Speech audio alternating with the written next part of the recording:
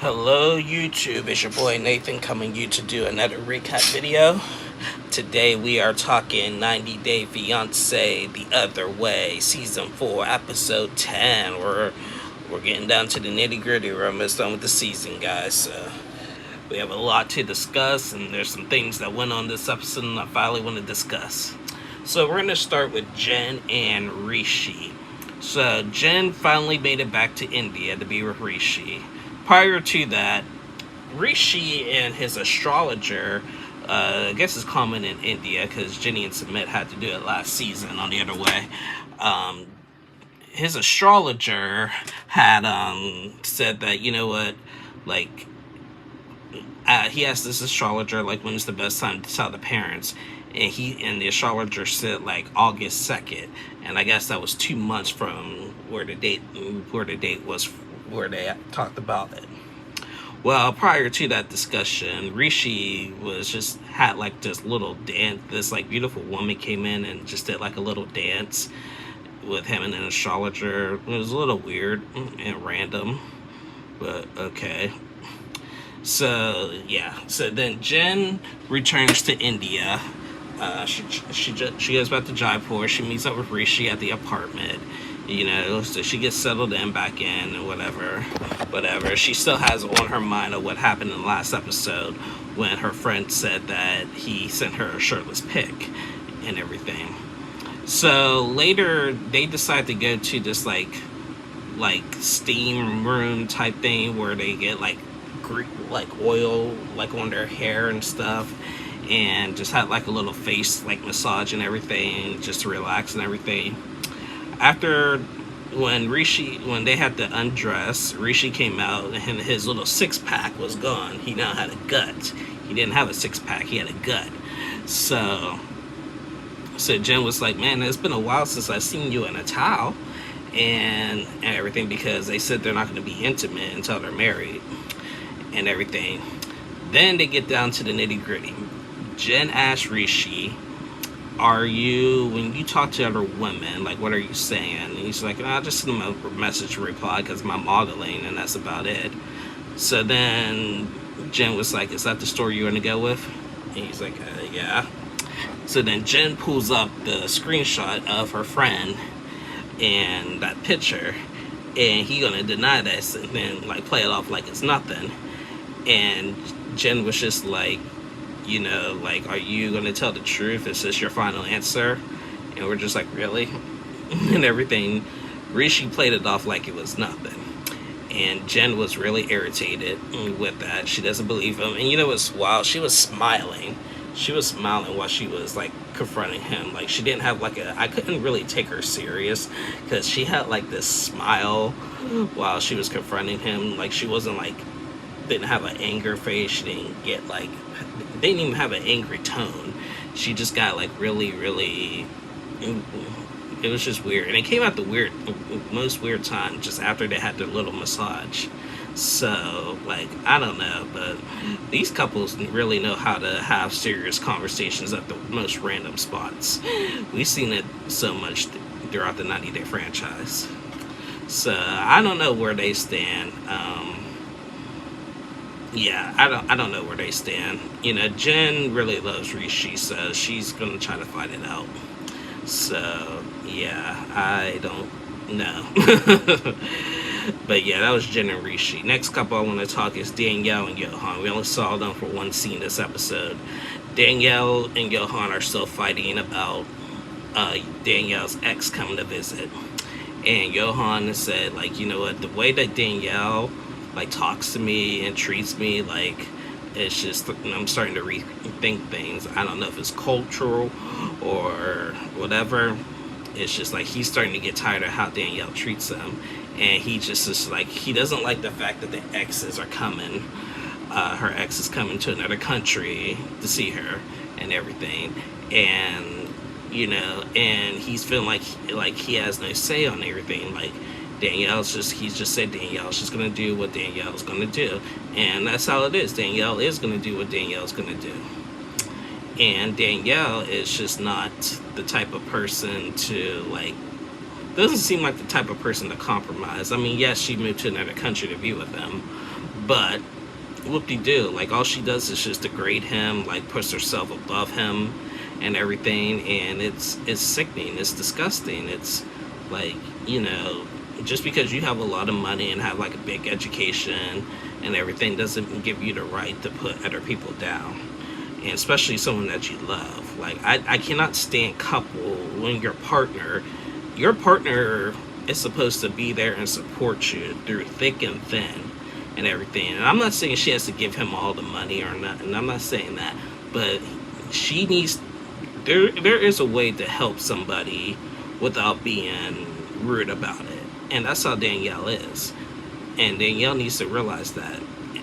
Like, she's just so rude to him and like thinks like she's so smarter than him and everything, and like you shouldn't be like that to your husband. Like it's a shame. So they're continuing the fight over the ex coming, and then I guess like they're still at the bar, and like Johan had a couple beers, and once again like they were ready to leave, and Johan wanted to drive, and Daniel was like, nope, I'm driving more, I'm driving. So they get into the car and they're fighting over the keys, like, give me the keys now. Danielle was saying, give me the keys, give me the keys. And eventually Johan gave her the keys and they drove off, and still argued on the way home and stuff. Like, you know, like, I mean, I understand Johan is frustrated, so like I'm not mad at him. You know, I think like, yeah, maybe she does that because Johan had a couple accidents and he just got his license and stuff. So I get it. So yeah, better safe than sorry. But dang. So she really puts him down a lot, and I don't really like that. I don't like seeing that. So yeah, that was Danielle and Johan. Next couple I want to talk is Chris and Jamie. So Chris and Jamie, so they just got married last week. It was a beautiful ceremony. They got married last week. So this episode, Chris is saying that, you know, she's having like bank problems. Her bank is claiming that someone stole her identity when it hasn't, because she's in a different country and stuff and everything. Her and Jamie decide to go open up a food truck business, and so they go to this park where there's a bunch of trucks and everything. They got a guy to give them a tour. They found this school bus looking food truck that looked pretty cool. It was worth $20,000 though, but they said that would have been perfect because it had like it had tables and chairs on the inside, like people can actually come in and sit down there and everything. So that was pretty cool. But there was a lot of money that they clearly don't have. So I think that is a good idea, but they're gonna have to really work for that together if they want to make that work. So after we seen them, then it was brought to our attention that Chris has to go back to Alabama. She finally decided to go back to Alabama because she wanted to get things straightened out with her bank that she couldn't do from Colombia. So, you know, Jamie's upset. You know, we just got married and everything's been good, but Jamie's upset because, you know, she can ghost, and she has not, and Chris has done the ghost before. She says she has a little bit more confidence that she won't be able to ghost this time, but you know, still. But you just got married, and Chris is like, the maximum I will be gone is 2 weeks. The maximum will be 2 weeks that I'll be gone. That's the maximum. And my thing about that is that like, the maximum 2 weeks, when someone says that, and at least in my experience, when someone says like they're going to be gone for 2 weeks, they're usually, when the 2 weeks comes up, their excuses are going to keep coming. Be like, oh, something happened, I can't make it. Oh, my mom is sick, or my dad is sick, or my aunt is sick, or my uncle's sick. I can't make it, I got to postpone it. Oh, and then during the time when, oh, I got to go do this for so-and-so, but then yet they're actually partying at that time. I've seen this happen plenty of times, so I know how Jamie is feeling. I know how Jamie's feeling that she may never come back, and she feels like excuses are going to be coming big time, I feel like. And, I've been Team Jamie this whole season. I'm still Team Jamie because judging by the previews, it looks like Chris is gonna do some shady stuff when she's back in America. And in the previews they're saying that Chris is working, but how did you get a job in a month and you're supposed to be gone for 2 weeks?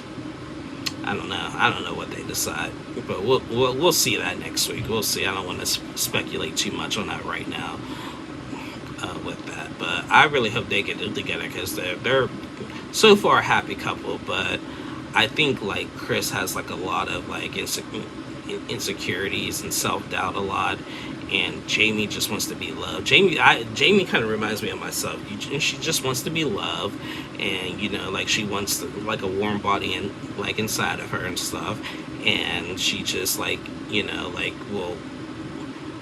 just fears that something like this is just gonna tear a relationship apart and everything. So, and it's tough because with Jamie not being American, she can't go with her.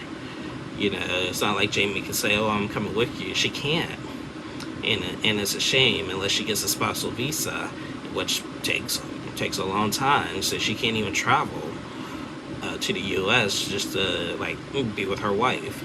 So I don't know.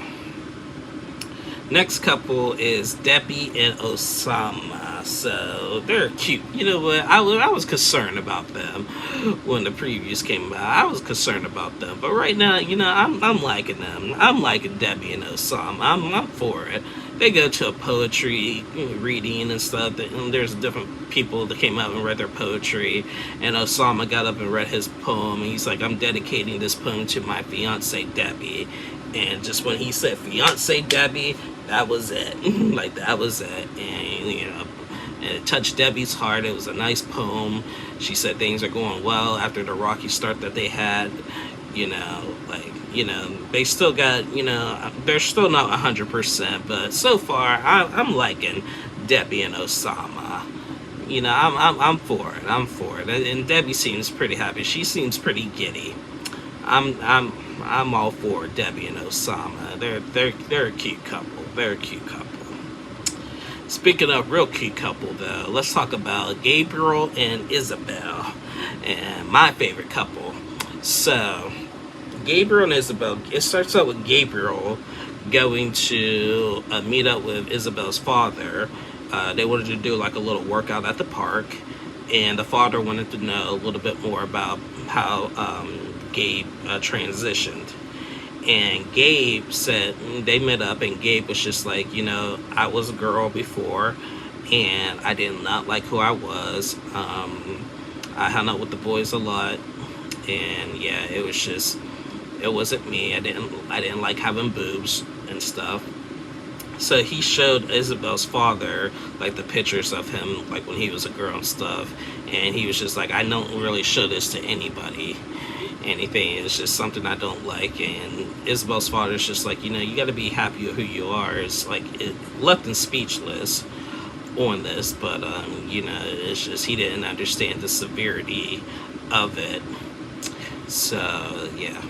So later, Gabriel asked the father if he can receive the blessing to marry Isabel, and he was just but the father said, "Yes, you can marry her. I want Isabel to settle down, and yeah, you can marry her." And last week we seen Gabe ask the kids, and the kids were excited. So later, Gabe takes Isabel to the pottery class that he took the kids last week to, and they received this little custom-made plates and stuff, and I had pictures on all of them. And he had one set out where there was a little bottle that opened and it had a ring in it. So when Isabel was looking at the kids and she was saying how beautiful it was and everything. Then when it got Gabe's, Gabe goes down on one knee and talks in Spanish how he loves Isabel more than anything, and asked her, will you marry me? And of course she said yes. I wasn't expecting anything less. I knew she was gonna say yes, and it was just a beautiful moment, you know. And there is a lot, for some reason there is a lot of Gabe is getting a lot of hatred on social media because like of like how much he's exposing about like his transition. I mean, that's just a story. Yes, sometimes it can get a little bit too much, but like he's a really nice guy, and people are only looking at like his story and how he's presenting his story, and they're angry about that. But in reality, he's a real nice guy, and he loves Isabel, and he loves Isabel's kids. So that should be the primary focus on him, instead of, he has a story, like, and he's on national TV telling his story, and he's getting a lot of hate from the world and this and that because of his transition. Some people are transphobic, some people don't care, but they don't want to hear about it. Like like when just a few episodes ago when he was talking about his male parts. Okay, yes, I agree, that was too much information. I did not want to know anything about that. But his story, he has a really great story, and I commend him for that, and for being brave enough to tell his story about his transition. And yeah, he needs to be happy on who he is, and he just gotta let it be. So yeah, so I'm happy for Gabe. I'm happy for Gabe. Next couple I want to talk, and the final couple I want to talk is Nicole and Mahood. So this is the episode I've been waiting for with Nicole and Mahood. So Nicole and Mahood, we all know the story. They're just fighting over cultural differences, basically, and that's all they're doing. Nicole found like a meditation class where she went by herself online just to go meditate, and the instructor was a pretty cool instructor. And after the session was over, the instructor, I think her name was I forget where it started with the N. Norway. Hold on 1 second.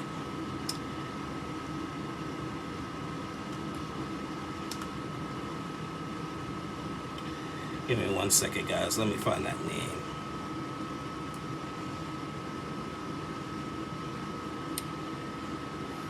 I'm telling you, but like I said, this was the episode I've been waiting for. Mahood finally met his match, and I enjoyed every bit of it. But I want to get this name right because this was a good discussion. I had her name. Okay. Oops.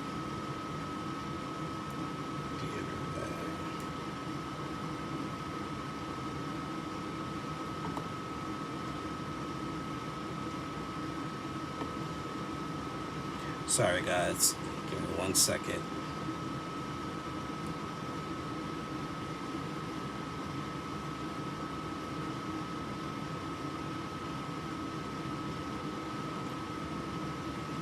She's such a strong man. And you can, like, I don't want to be a rude person. You can do that, but I don't like it. Any man, look to my wife when she's straight with it. I told you that the man in the class will be caring to look at Nicole. He's coming there to practice. He's not coming to check. You know, I swear. You see women straight around me, I will, but I will love. This is how we treat some people.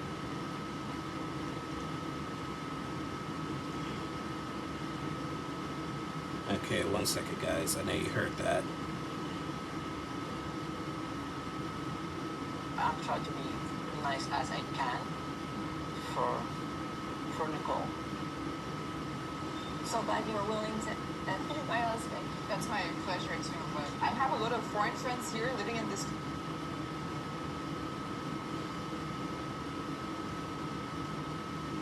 this is Naran. Naran. Naran. Okay, Naran. Naran. Okay, sorry about that, guys. So Nicole goes and meets up with Naran, who's an instructor at the meditation studio. And Naran came up to her and said, "You never been in my class before." And so, what's up? Like, and so Nicole introduced herself and tell her story and why she's in Egypt with her husband, and she's saying like she can't do nothing. He keeps me on lockdown and can't wear anything that I want to wear and stuff. And Naran was just like, that's just that side where you're at. That's the conservative side. Like, if you go to this side of the town, like, it's more open-minded. We wear whatever we want. We go out to bars, and we can still be Islamic. And Nicole was like, "Oh wow, I just thought all Egyptian women were like this. We're one way. So like, okay, it's great to hear that. So I need a friend here." So Nicole goes back, and Nicole and Mahu go on a date, like on the side of the street. There was like a little place that they had on the side of the highway.